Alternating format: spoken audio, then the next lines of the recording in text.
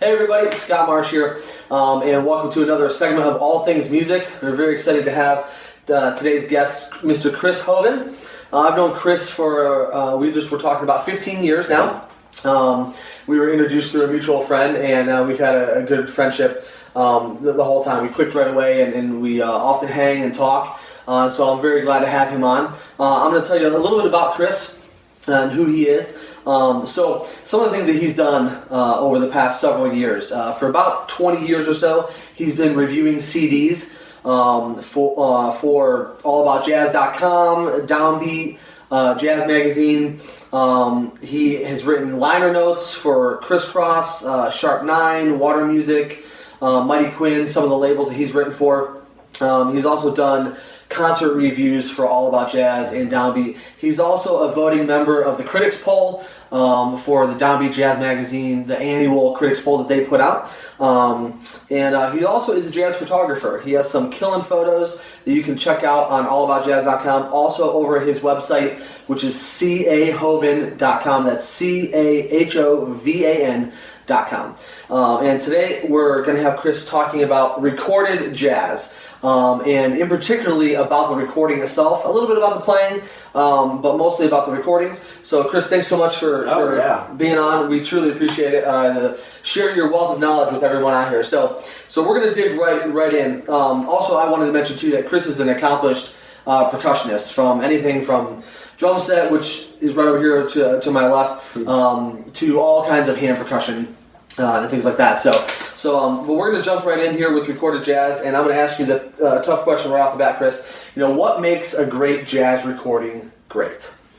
Well, and of course, we talked a little bit before we started that the idea of we're going to focus in on, the sound and the recording aspect.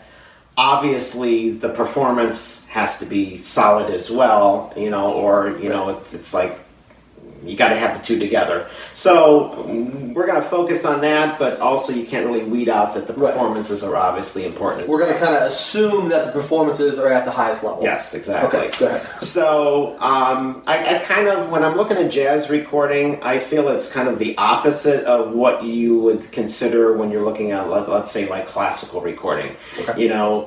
When you're recording an orchestra, it was never better done than Mercury Living Presence. They would put up two ribbon mics, across the stereo setup, hang them up somewhere in the hall, and fabulous. But that's because you're talking about a full orchestra. When you're talking about doing jazz, we're talking about obviously much smaller ensembles, and it just makes a lot more sense if you're doing close miking, where you're really getting the essence of each one of the instruments.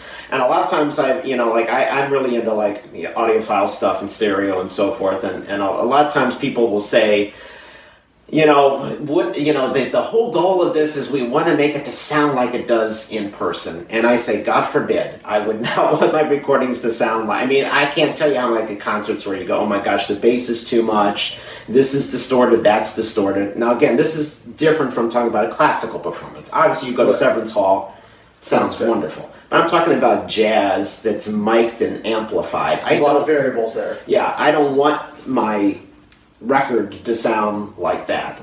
And that's kind of where it's a little bit different. And so there's a lot of audiophiles lately have been saying, really, that's not the goal anymore. The goal is to make something that's pleasing, that has a balance of all the different instrument sounds. And it may not sound exactly like it would sound if you were standing there, but there is a reality to it, and the other piece with it is how you place the instruments in the stereo spread as well. Sure. That gives a dimension there as well that you don't necessarily get when you're in a live performance.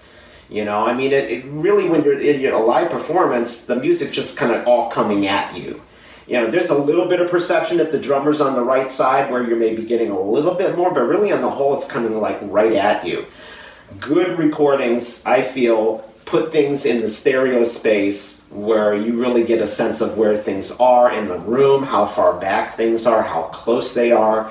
Those are all things that are really only possible with close miking techniques. Close miking. Okay. And also you mentioned something about a great jazz recording is memorable when we talked earlier. So talk a little bit about that. I think it's really important that there's something about the music and the compositions and how they're presented, that it's unique, but it's also memorable. There's something, it always comes back to the idea, is there a melody there that stays in your head? Right. I always feel like if I listen to something and, the next day that tune is popping in my mind, that's a memorable recording. There's something about that clicked with me. Right. And jazz-wise, for me, it's got a swing. Not all the time. Obviously, you're gonna have straight 8 feeling tunes. You're gonna have bossa tunes or samba tunes in there. Right. But that's such an integral part of jazz, is the idea of swing, or even just like pulse. So recordings that don't have that, for me, I don't find myself as engaged in. Sure. I find that I have more of a distance in my approach to that music. Okay. Because it doesn't have those elements. Right. Okay, great. So I asked Chris, prior to recording this, I said, pick the 5 in your mind, and mostly from a recording standpoint, and not the music itself or the playing, although as he mentioned, it's hard to separate the two. Pick the 5 most memorable albums, or your 5 favorite albums that stick out to you. And we talked about how difficult that is. And so he came up with 8. But these are the 8 at least from what he's been exposed to, which is quite a bit. You see some of his record collection behind me. There's much more around the room, and CDs in the other room. So just let's go through these here one by one, and we're going to talk about who they are, what they are, and why they're so memorable to you. Okay. So let's do the first one. What is the first one? So the first one is an album that is by the pianist Hampton Hawes, with tenor saxophonist Harold Land and the great Scott LaFaro, bassist with Bill Evans, most notably, and LA drummer Frank Butler. It's called For Real. It's on the Contemporary label. It was recorded in 1958. 1958, okay. And the engineer for these recordings, a gentleman named Roy Dunan, probably one of the greatest engineers in history. Okay. What's amazing about what he accomplished was that Contemporary Records was a mom and pop's organization, basically, and they had a warehouse where they housed all the albums and where they recorded the albums. And if you look at like the back covers of some of the albums, you can actually see the racks of albums behind musicians as they're recording the session. So Roy was able to get an incredible sound in a warehouse that was also the offices of the record label. So So it wasn't like there was a separate studio space. No.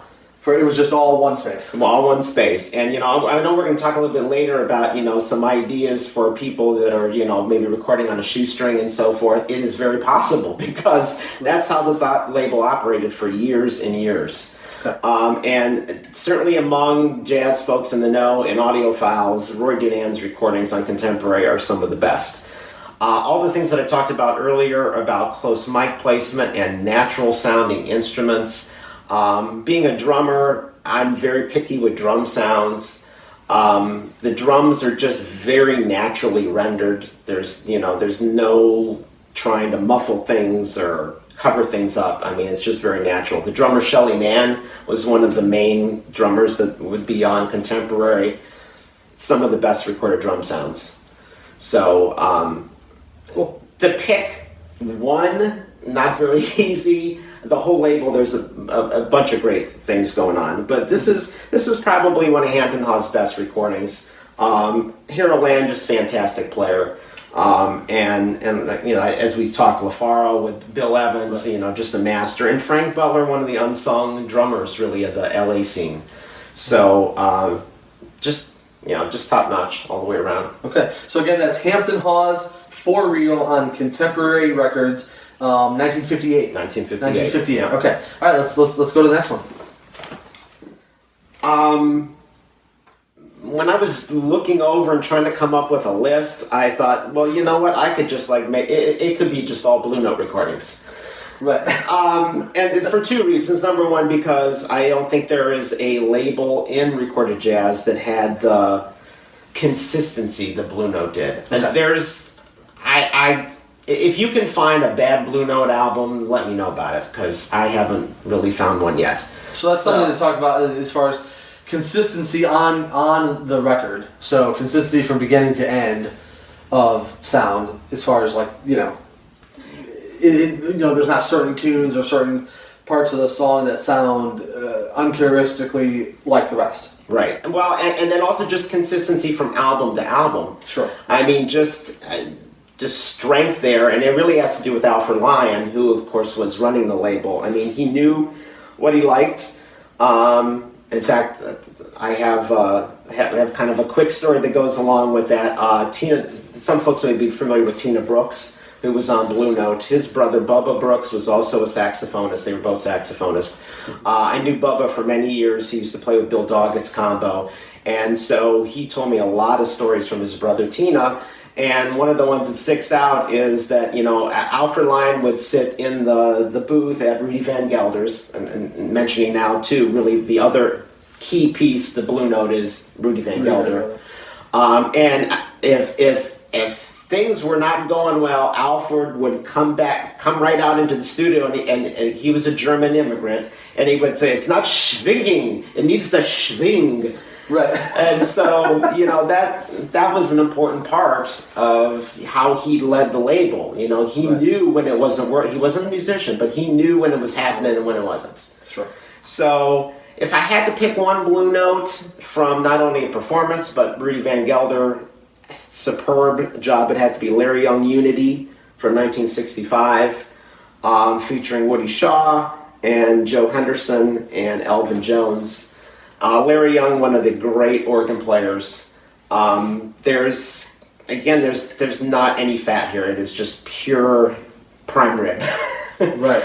And the Woody Shaw tunes, the Joe Henderson tunes, all the original compositions are just great. Elvin Jones, I don't think I've heard his drums sound better than on this recording. And of course, he was at Rudy's just countless times for Impulse, Blue Note, you name it. Right. But the ride cymbal is at the heart of jazz. If the ride cymbal doesn't sound good, I feel like takes away a little bit from the recording. So it's perfect. And the other piece is that probably, in my opinion, nobody recorded the organ better than Rudy. I am honored to say I was at Rudy's studio back in 1989. At the time I was working for WCPN, a public radio station here in Cleveland, and I was doing a show called Milestones, which was a 10 to 12 minute feature on different historical things that was airing once a week. So I decided that I wanted to do something about Rudy, and so I talked to my boss, and he said, yeah, we can put together like an hour special. I had a friend at the time who had another friend who had recorded there and put us in contact with Rudy, and I really didn't think it would happen, but he was very gracious and said, yep, I'd be glad to do that. So my buddy and I were vacationing, and then on our way back we stopped at the studio, and so I got to see the organ. It's actually a C3. It's not a B3. It's a C3. And I mean, the insides are really, it's the same thing. It's just the cabinetry that makes it a little bit different. But, one Leslie speaker, but he knew where to put the mics. And I don't think there's anybody else that recorded jazz organ like he did. So cool. It's really a showpiece, not just for Larry Young, but for Rudy Van Gelder. Okay. Again, so this is Larry Young's Unity on Blue Note, and this was, what year again? 1965. 65. Okay, all right. What's up next? Next is Miles Davis ESP, also from 1965. Okay. And this is, of course, the classic band with Wayne Shorter and Herbie Hancock and Ron Carter and Tony Williams. And this was recorded and I don't remember who the engineer was, one of the Columbia engineers. But this is Columbia Records. Yeah. Some of this, though, I believe was recorded in Los Angeles and some of it was recorded in New York. Okay. But for a non-Rudy Van Gelder recording, I think it is, again, excellent recording in terms of the clarity of the instruments, the spacing of the instruments. There's lots of Tony Williams ride cymbal on here, and again, that is so integral, I think, to the whole sound of jazz, the ride cymbal. Ron Carter's bass is very prominent, but none of these things are overly prominent. So that's another piece, I think, to the whole idea of how you record the jazz. You want individual instruments to shine, but you don't want anything to be overly prominent. Right. So I think Rudy was great with that, but this recording, I think, also just does a really nice job of showing this band, and you really get to hear each of the pieces really, really well. And it also, there's a kind of a variety of different types of tunes. The tune 81 is kind of like a funk type of a bass line from Ron Carter, and I mean, you can even Ron will kind of hit some like double stop, and you can hear when the string snaps back and hits the bridge of the bass. Right. That kind of textural thing, I think, just gives it just adds something to the sound. Right. So this is Miles Davis, ESP, also 1965, Columbia Records, and of course his famous second quintet with Miles Davis. So, okay, great. What's up next? One of my favorites is coming up next, and it's only because I'm a trombone player. Curtis Fuller, Cabin in the Sky, and we say 1962. 62. Yep. 62. One of the early impulses, again recorded by Rudy Van Gelder, and he did most of the impulses of the early era of Impulse before it was sold off to ABC and all that stuff. Mm-hmm. Wow, and this is an orchestral recording, so it's got strings, it's got full ensemble with drums, and Eddie Costa plays piano and vibes on this, and it's the tunes that are from the Cabin in the Sky, which I don't think is maybe one of the more famous musicals anymore. Right. Yeah. But Taking a Chance on Love, there was a couple tunes that became standards. Mm-hmm. I think this and kind of the tie, I was kind of deciding between the two. Bill Evans and Symphony Orchestra, which is on Verve. That's another, obviously, full, right. orchestra recording. Rudy just nailed it again. And he had his studio was very large. So, I mean, he had the space to set that up.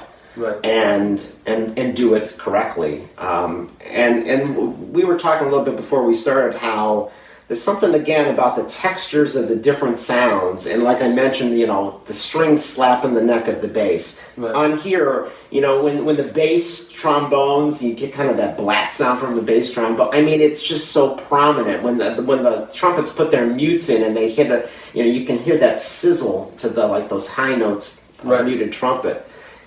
He was able to capture all. He captured all of that. Yeah, and it's just a beautiful performance. I mean, it's not one of those ones where let's do this and add the strings on, and it's schmaltz. I mean, the strings are integral to the whole performance. Right. And Manny Album, who arranged it, he's responsible for that happened. Right. It's just not an add-on thing. Right. And is this the album that you told me about that there's a funny story? I may be mistaken. Is this the one that we talked about a long time ago? About just tell that story, because this is a side note, but it's just such an interesting kind of humorous thing. So the deal with a lot of these early Impulse recordings is they were pretty adventurous in terms of different things that they wanted to try to do. So they would, Curtis came up with the idea. He said, I like to do this. I like to bring in Manny album. I like to have, strings and the whole thing. And Impulse was like, yeah, sure, let's do that. But then they were not so happy about, the pricing that went along with all of that. So, Curtis proposed it. They said, let's go for it. And, they did the recording. It came out. And lo and behold, in, like a month later, he got a bill for like $14,000 or something like that to pay for like all of the string players and everything. And, he called up Bob. At that point, it was Bob Thiel. Creed Taylor was like the first few albums, but by that point, Bob Thiel was producing, and Bob said, "Don't worry about it." But he said for years they keep sending him a bill for the recording of this album. Until the end. I just thought it was a funny side note. So Cabin in the Sky, Curtis Fuller, Impulse, 1962. Mm-hmm. So, all right, let's see what's next. Let's see. This is Oliver Nelson. It's an album called Full Nelson. It's on Verve Records. This is also from 1962, 61, 62. And, people that really dig Oliver might say, why didn't you pick Blues in the Abstract Truth? Right. Absolutely, no doubt. Fantastic recording. Rudy Van Gelder again. But I got to be honest, number one, Oliver Nelson is one of my all-time favorite jazz artists, period. But I got to be honest, if I'm weighing it in on what is my go-to album for him, it's got to be this one. So yeah, I listen to Blues in the Abstract Truth a lot, but this one, I don't know. There's just something about this. This is like a larger ensemble recording. Mm-hmm. This was recorded at Webster Hall, and actually kind of cool. Webster Hall it's still around. In fact, the last time I was in New York, I found it and went and to see it. It's been a lot of different things. I mean, a place where they have dances and so forth. And in fact, I think like right now, it's like you can rent Webster Hall for your wedding reception. Sometimes they have like disco parties there or things like that. Sure. But they would set the band up on stage. They had a big stage and everything, and they had a studio set up there and put up mics, and they would record things. And this is really where you hear a lot of the Oliver Nelson signature devices and things that he would use, throughout his career. And not to make it sound like he's like a hack, but there's just the individual way that he voiced things that you could hear and go, that's Oliver Nelson. This is kind of the album for me that kind of where you hear the beginnings of all those things. And again, it's very prominent. You hear the different textures and so forth. There's Ozzie Johnson is the drummer on here. And a buddy of mine and I, we always say when we listen to this album, there's this one, and I don't remember which track it is, but there's this one cut where Ozzie's kind of doing fills in between the ensemble. And at one point you hear him go, "Huh." It was loud as, very clear. He was like totally into it. And, that puts like a human element to the whole thing. So, very realistic recording. Again, the roots of a lot of different things that Oliver, would become prominent with the rest of his days, in the rest of his recordings. Okay, so Verve Records, 1961-62, mm-hmm. Oliver Nelson, Full Nelson. Okay. I was struggling with something to do from Riverside or Prestige. Lots of Prestige stuff. Rudy Van Gelder did a lot of Prestige stuff, but since we touched on Rudy with a couple things, I decided to go for something from Riverside. Jimmy Heath made several albums that featured this unusual ensemble. It had Freddie Hubbard on trumpet, Julius Watkins on French horn, and then Jimmy playing tenor. And this one happens to have Cedar Walton, Percy and Albert Heath on it. There's the other one that's called The Quota, which is also equally good. But Triple Threat to me is just, it's got great tunes. That particular ensemble sounds great. And Riverside was kind of hit and miss recording wise. A lot of the early recordings were done by Jack Higgins, who wasn't always the greatest engineer.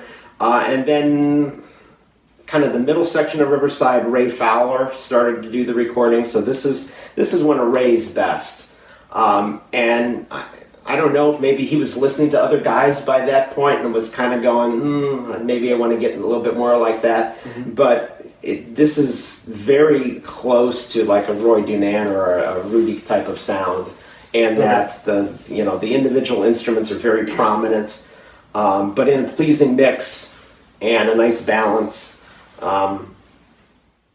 And just, it's like I said, if you talk to guys that are really, musicians that are really in the know, the Quota and Triple Threat, I mean, they mention those albums like right away. You gotta have Jimmy Heath there, you gotta have those albums. Right. Cool. So Jimmy Heath, Triple Threat on Riverside. And what year was this again? 1962. 62. Okay. Yeah. All right. Then I decided that I wanted to do something like a little bit later in history. And I also thought, I want to do something with, I mentioned just briefly Creed Taylor, one of the great producers, started doing Impulse and then started in a partnership with A&M Records, which then eventually led to him having his own CTI and Kudu labels.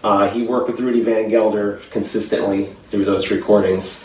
And then I have to do a shout out because he's one of my photography idols, Pete Turner, the great Pete Turner, who did so many of the album covers for those CTI albums and so forth. So,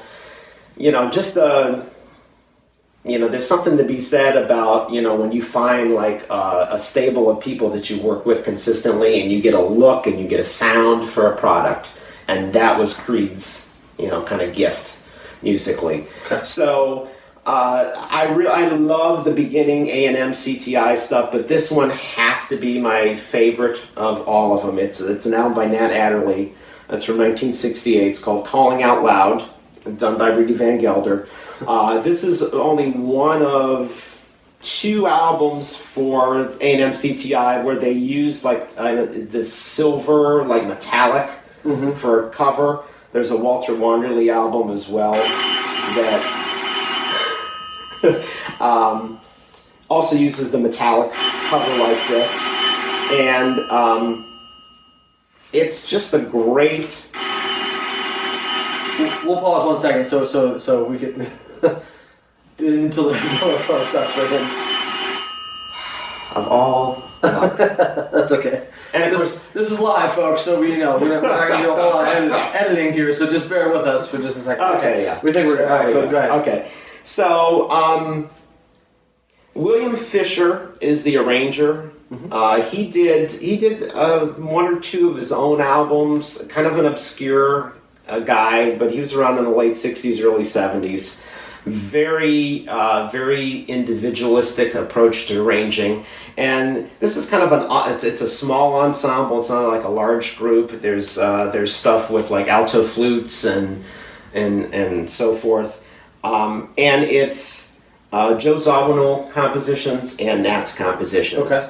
And what's really interesting about it is it's set up like a suite. So each side, it starts with the first cut, and then each cut segues into the next. And then, of course, the first side ends, and then when you flip it over, it's the same thing. It's kind of it's a continuous band of music from the first to the last cut, with little segues in between the tunes.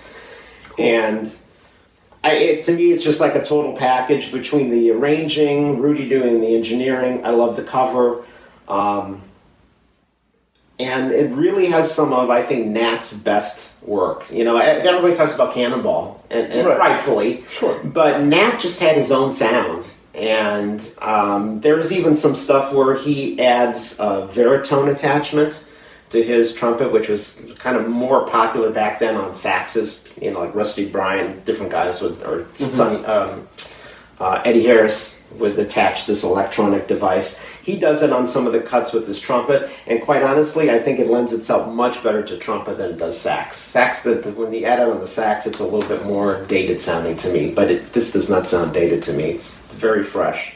Cool. So this is Nat Adderley Calling Out Loud, A&M CTI, in 1968? 68. Okay. All right. One more. Yep. And this is a more modern vintage. This is from 1986. This is the Don Pullen George Adams Quartet. This was their first album for the newly revitalized Blue Note label. Okay. And what year is this? I'm sorry. This is from 1986. 86. Yeah, and Blue Note came back around 85. Okay. So they started with a reissue program, but then they also started making new recordings. And this was produced by Michael Cascuna, who I have to talk about. Michael started Mosaic Records labels and the box sets, and he also did just tons of Blue Note reissue projects, both in Japan and here. But then he's also, he also produced new music, produced a lot of the late Woody Shaw recordings before Woody passed.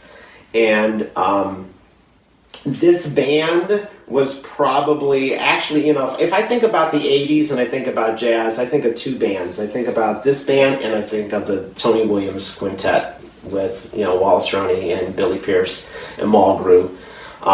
Those bands to me, they were definitive during that time period. Sure. And this album is one of the early digital recordings. It was done by Mike Moran at RCA Studios. And he did several of the early new recordings for Blue Note. And, when digital was new, there was a lot of issues with it. And, the big thing a lot of people were saying is it's very harsh sounding. If you don't do it right, you don't know how to do it right, it doesn't sound good.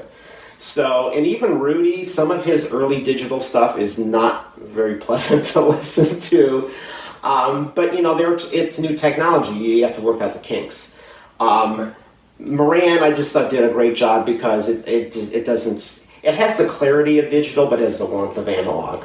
So, you tie that to the fact that these guys are just at the top of their game. Don Pullen, probably one of the great piano players, of the 70s and 80s. He had this technique where he kind of took his fist and kind of crunched like clusters of notes. It's when you hear it, it's just unmistakable. And even though it's kind of like a device, and the way he was able to not overdo it, just kind of put it in the right spots, was pretty amazing. I'm honored to say that I got to meet both of these gentlemen one time. They were at Tri-State Jazz Fest here in Cleveland, and just great guys. And I think that a lot of music from the 80s and 90s, I think will probably fade into history, but I think these guys, and as I said, the Tony Williams group, I think those recordings still have a major staying power.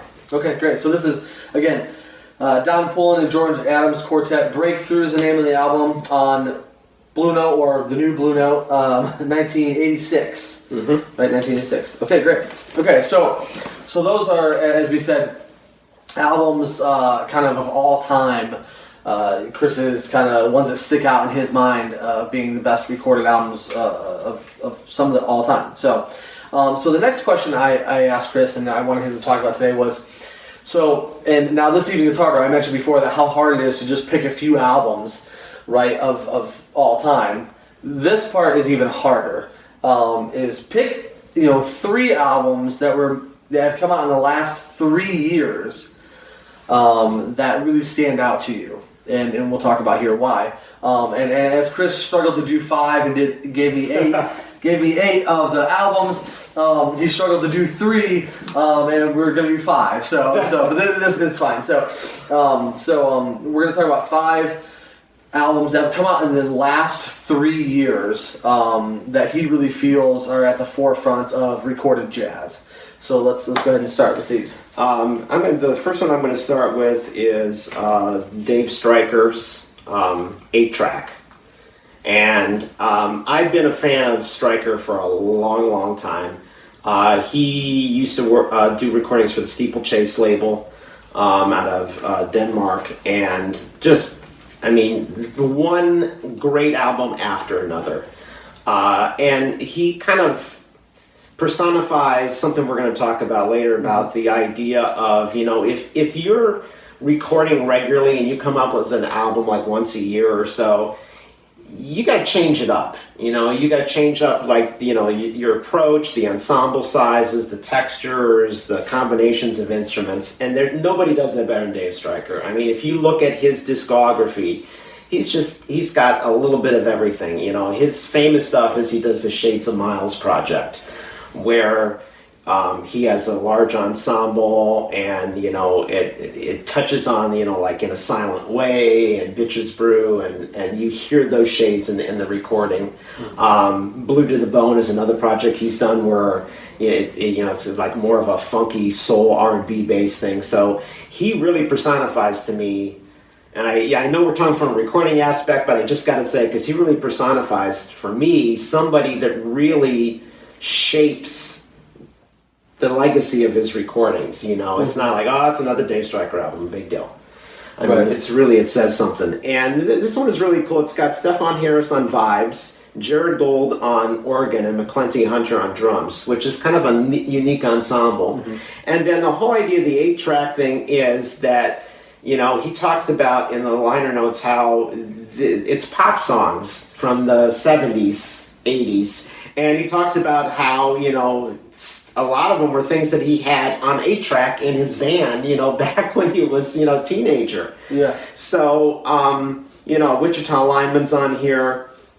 Never Can Say Goodbye, I'll Be Around, Money, That's the Way of the World. You know, just, you know, pop songs from that period, but updated through his arrangements. And, you know, just done really, really well. I think a lot of times modern recording maybe is they get a little carried away with trying to maybe try too much in terms of effects or different things. This is just very naturally rendered. You know, the instruments are placed nicely so you get a sense of spaciousness, but it's just real natural. And again, he does a really cool job of updating these tunes, and you'll know him. I mean, it's not like he's taken them so far away. You go, what was that? I mean, you'll know him. You go, oh yeah, I know that tune. I remember that one. Right, cool.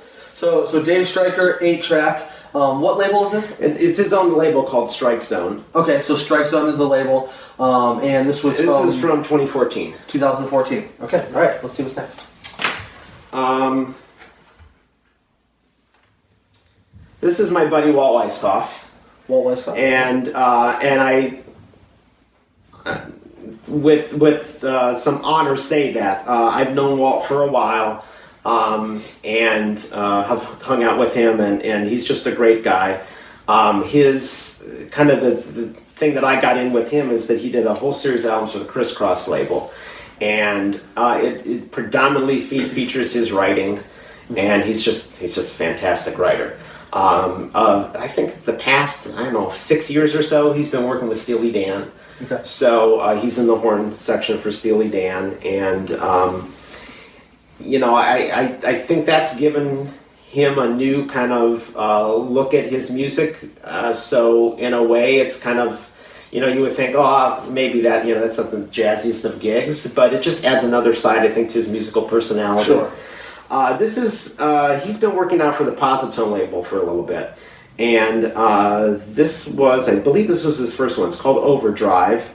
This one's from 2014 as well. And it has some really great young players. Ben Galise is a great vibes player currently on the scene. Yodam Silverstein, great guitar player. These are guys, I mean, you're going to hear from. I mean, they're very talented. Peter Zach, who's been around for a while, great pianist. David Wong on bass, and Donald Edwards, fantastic drummer that is making a name for himself currently as well. And again, it's, you know, it's his tunes, it's Walt's tunes. He always has a penchant for really making memorable tunes. You know, it's not just, you know, let's throw a head in so we can jump to the solos. There's much more thought to that. And Mark Free, who's the producer, like he kind of has his engineers Nick O'Toole, and they're developing their own sound with how they present the things, and they do a pretty nice job of it. Again, it's very natural. They're not trying to push something or add too much reverb or add too much of this or that. It's just really well done. Okay, so this is Walt Weiskopf Overdrive Positone 2014. So this next one actually I'm a member of the Jazz Journalist Organization out of New York, and this one actually just won we do an awards every year where we award musicians, top musicians in each category, instruments, and there's journalism awards and so forth. So this actually just won the best album, the Jazz Journalist Awards. It's Bill Charlap's Notes from New York on Impulse, and this was recorded at Avatar Studios by James Farber, one of the great engineers of our time. Avatar actually used to be a studio called Power Station. And in fact, here's kind of a little side bit of trivia, but there's a band called Power Station. It was with Robert Palmer and a couple of guys from Duran Duran. And they took the name for the band from the studio. And they recorded that album that they made there. So, but it's changed hands, and eventually it became Avatar. It's a fantastic studio. They have the studio itself it's all wood. I mean, the walls are wood. It's got kind of some cathedral type ceilings, which is what Rudy Van Gelder has. Wood floors. They have isolation booths, but kind of like Rudy does something similar. They have pieces that they can take out. So like you can take the window out, and so that you're still in a booth, but then you have a little bit of bleed, from other instruments or the drums. Sure. So it's a great studio. This is Bill's long-standing trio with Peter Washington and Kenny Washington, and I mean these guys are just superb musicians. And when you're doing a piano trio, again, you want to make sure that really you can hear each individual, piece. Definitely, the bass. You get lots of textural, the slap on the fretboard and so forth. Great ride cymbal sound. And then obviously just great musicianship. Bill is one of the supreme interpreters of standards these days. Sure. So Bill Charlap Trio, Notes from New York. This is on Impulse, and this was 2016. 2016. So okay, great. This next one is this is also from 2016. This is Herlin Riley's album called New Directions. Herlin, of course, from New Orleans, played with Wynton for a bit. He made 2 albums for Criss Cross Jazz. I think 2000 was the first one and 2005 was the second one, and then we didn't kind of hear from him for a while. So I was glad to hear when this album came back, and it's for Mack Avenue, and this was also recorded at Avatar, different engineer, but also at Avatar. So you've got the great vibe that you get in that type of a studio. And Herlin's just a master of coming up with his own way of taking that New Orleans tradition, but making it his own. So he's got some young guys with him that are again out of that tradition from New Orleans, but he also has like Emmett Cohen on piano, who's one of the rising great piano players, and it's just great to hear him back and doing some things again, because this is only his 3rd album in 16 years. And I gotta tell you, if you get a chance to see him live, he was at the Detroit Jazz Festival this past Labor Day weekend and just tore it up. It was one of the best performances of the festival. Okay, yeah. So Herlin Riley, New Direction, and this is on Mack Avenue Records from 2016. So, all right, we have one more here. I couldn't resist on this one. This is Jacob Collier, in my room is the album, came out last summer. And if you don't know Jacob, you really need to check him out. He kind of started as a YouTube sensation. Right. And of course, you know, at first when I was kind of hearing his name, I thought, okay, that could be a good thing or a bad thing. Right. But once I started checking him out more, it was very obvious that, you know, he's got the goods. He knows what he's doing. He's incredibly talented. Quincy Jones picked him up. Mm-hmm. And, you know, literally in his room is where this album was recorded. So, you know, which is unique in itself. Yeah. So he put it all together himself, recorded all the sounds and everything, and so a lot of multi-tracking going on. Mm-hmm. And it's just an incredibly unique performance. I mean, I don't know, I don't even know how else to describe it. I mean, you just kind of have to hear it. Right. And what's really, I keep waiting for him. I mean, he does do some touring. I keep waiting for him to swing by Cleveland. Hasn't happened yet.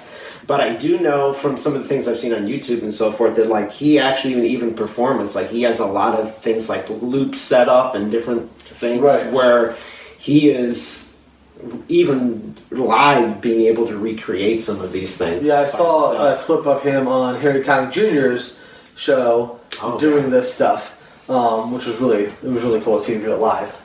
So yeah, so I think we're going to hear a lot more from him in the future, and you know, talk about a good example of being able to, you know, be yourself and do something really unique that is not being done, you know, has been done, you know, to death before. So you know, it's really cool that right. You know, he's doing his own thing and he's getting recognized for it. Right. So Jacob Collier, In My Room, and what is this self-produced? This label, or what label is this on? Membrane is the Membrane. Yeah.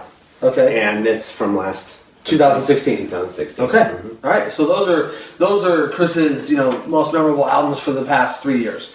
So now, as you know, so we talked a little bit about what makes a recording great, and then we've had some examples from the past and from the present here. And so now we're going to talk about tips for recording. So if you're going to go into the studio, or you're thinking about going to the studio, if you have before and you're thinking about doing a second, third, or fourth album, and you're going to the studio, we're going to talk about different tips for that, including, and we'll get to this, but including, like, you know, if you have a limited budget, okay. But so one of the things you talked about, I'll kind of read these off to you, Chris, so we can talk about them individually. The first thing we talked about was timing, and you're talking about timing not only in sense of each individual, you know, track, but also the whole album as a whole. So talk a little bit about that. I mentioned Michael Cascuna before, the producer, and when CDs were really kind of starting to be, you know, more prominent and people recording, and it was, you know, that's what their frame of mind had to be now. You know, we're moving from, you know, LP where you're looking at, you know, 45 minutes of music to now we've got the CD, which right. can do 77 minutes. And Michael Cascuna, I'll never forget, was somebody asked him, you know, how do you feel about that? And he says, it's too much damn music. It's just too much. There's no way I can sit down and listen to a 75-minute CD. It's too much music. So I think you got to keep that in mind. And I think, you know, there's way too much made out of when people say, oh, I paid this money and, you know, and it's only 42 minutes. Who cares?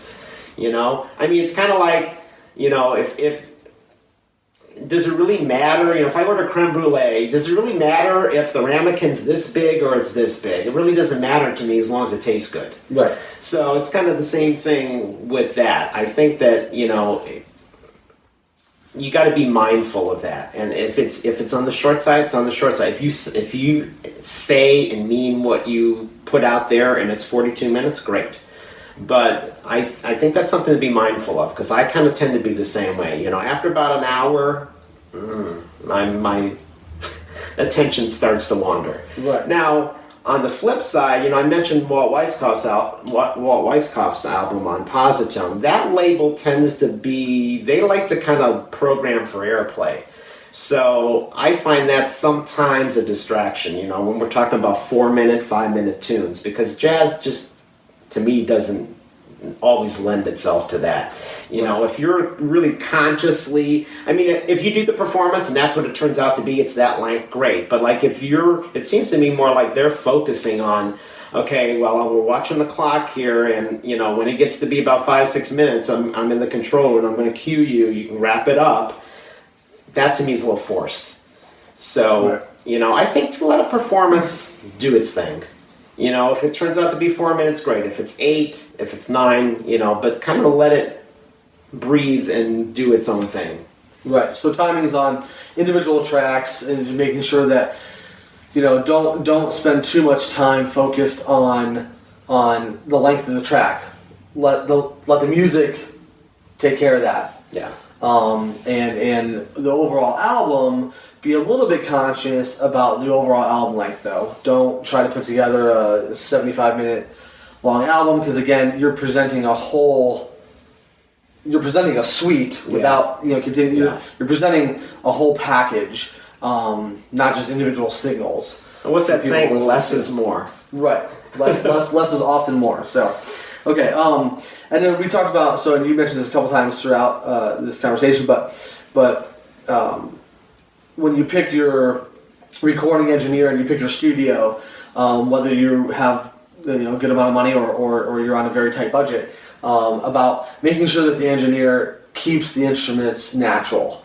And so just talk a little bit about that. Yeah, I think there's, like one of the first times that I did a recording of a group I was working with, it was the first time, so I wasn't really confident maybe in my decision, but the guy put a blanket against the front head of the bass drum, and I kind of thought that wasn't the greatest thing, but I didn't maybe I wasn't strong enough about my convictions to say, get that out of there, I don't want that. Now I would say, take it away, I don't want that. Right. For me, it's about getting the natural sound of the instruments. And really you have to know, and now I'm speaking more from a drummer perspective, you have to know how to tune. You have to know you got to have good equipment. You have to know how to tune it. You got to know what you're doing with that. And I think that's what happens sometimes, especially with the drums, is maybe, if you don't have the best kit or you don't know how to tune it, so let's add some muffling and we'll hide some of that. But if you know what you're doing, you got a good kit, you got good equipment, you know how to tune it, just let the drums be natural the way they are. Right.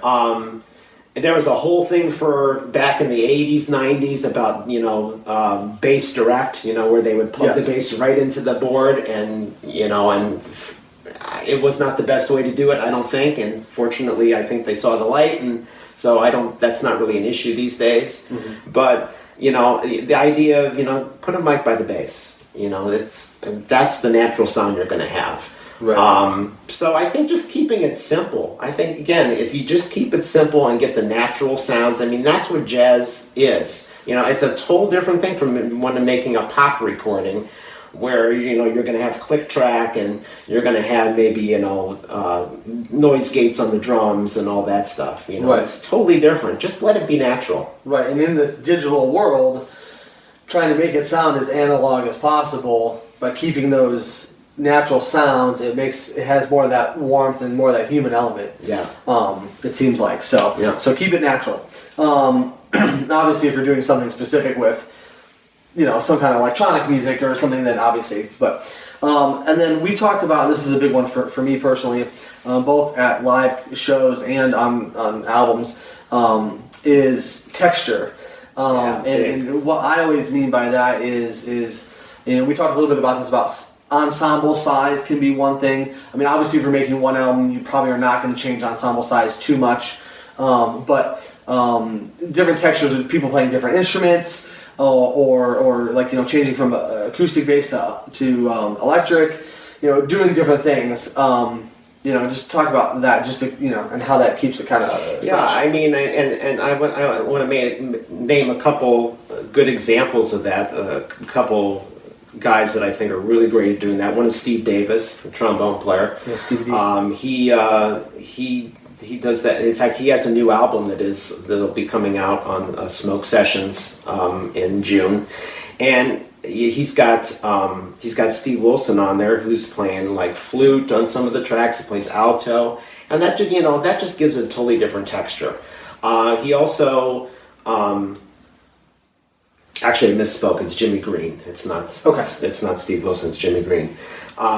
There's also the idea of play put some Fender Rhodes in there. Jim Bertondi's another guy that's really good at that. Like he'll have maybe a couple cuts where the guys playing Fender Rhodes instead of regular acoustic piano.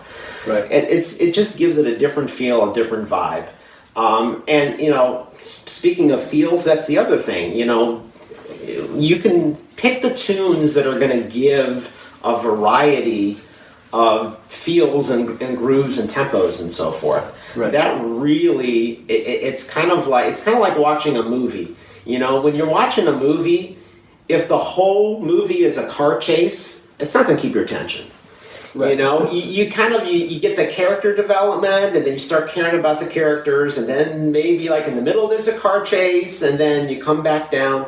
I think the music should be the same way. You kind of go through different parts. Right. And that's all related to the texture, the different types of tunes. Right. And then I mentioned to you, there's nothing wrong with having a hook, having a melody. Right. If you're talking about original tunes. So we're talking about writing original tunes for your album, and having some kind of memorable hook or something to grab onto. Yeah, because again, like you asked me, you said, when we talk about this, what makes you go back and listen to something? Right. And 9 times out of 10 for me, that's what it is. There's something about a melody line. There's something about the feel to that just kind of draws me in, and I want to hear it again, and I want to hear it again. Right. That can be a hard thing to kind of come to, right? But it's certainly something to shoot for, right? Yeah, and so and also we kind of briefly mentioned when you're talking about having these different feels, like so it has a flow, and that's not just individual tunes, that's the whole album from front to back too, so that it's a memorable experience from front to back. I know Chris tries to do this and often does, and I try every time I get something new that I haven't heard. I very much try to listen to the whole thing in one setting. So I sit down and I say, okay, how long is this album? Yeah. I need to block that amount of time off right now so I can listen to the entire album from front to back. And it's not something that you're just trying to say, oh, well, I'm such a great listener that I do that, but you're giving the respect back to the musicians and the people who do it. Well, also one thing that I didn't write down that we briefly spoke about was if you're making a recording, and we're talking about jazz in particular, not only picking a studio that's set up for what you want to do, but the engineer, and we've talked about obviously Rudy Van Gelder and some of the other guys you talked about, how important it is to make sure that they really understand what you're going for and really understand. And I think a great way to do that would be to not only listen to other things they've done before you choose, but also put things in their ears. In other words, give them albums of sounds that you're hearing that you're trying to emulate. Even if you're trying something new, there's always going to be something from some album that you heard that, oh, I want to do more of that. Maybe there was only one on there, but one instance where I grabbed it, but that one particular tune or head or whatever, I want to grab that type of feel or vibe, for the whole album. So making sure that the recording engineer themselves really grabs onto that and that you all are on the same page. I think it's also important to have, obviously you're going to have some kind of producer or somebody else in the room. A lot of folks will do a good musician friend of yours or somebody that you really trust their ears who's not on the album. Somebody who can come in and just kind of, they're not worried about listening to their own playing. They're just kind of listening to the whole and helping out. But we talked about throughout the conversation today, balance and blend across, making sure that each instrument and every part of that instrument is going to speak properly and that you can hear it, and just making a nice, overall, memorable, natural sounding record. Yeah, it's okay. It's okay if you hear the string slapping against the. Right. It's okay if you even hear like a big breath or something like that. That's going to be okay. Like it's the organic nature of the whole thing. Right, and that's what makes it even more engaging when you're listening to the album. Yeah. And I want to kind of take it the opposite side of what you just said, because it just reminded me, and I'll give a shout out to my buddy Jim Alfredson, who leads a group called Organismo. They're out of Lansing, Michigan, and Jim's got his own setup in his house, and they have a new album out. It's called B3 Beatles, where they do Beatles tunes in an organ trio setup. Right. And he engineered it himself and produced it and everything. So it's like. If you're doing it, you know what you want because it's you. So, I think that's also an option. Obviously you can go out and find somebody else that can do what you want, but if you've got the skills, there's people, and that's a perfect example. There's people that are doing it for themselves as well, and they're doing a good job. So there's many options. Yeah. So that's our session for today, our segment. I want to thank Chris again for coming on and talking about this stuff. As I said before, if you have any comments or suggestions of topics or a certain person you'd like on that please put them in the comments section below. We'll see you again in July. And that session is going to be about practicing. So we're going to have a couple surprise guests on, and we're going to be talking about practicing. And I know it's a kind of a tired topic of conversation, and we're going to try to breathe some life into it. So thanks for watching All Things Music, and we'll see you next time. Thanks, guys.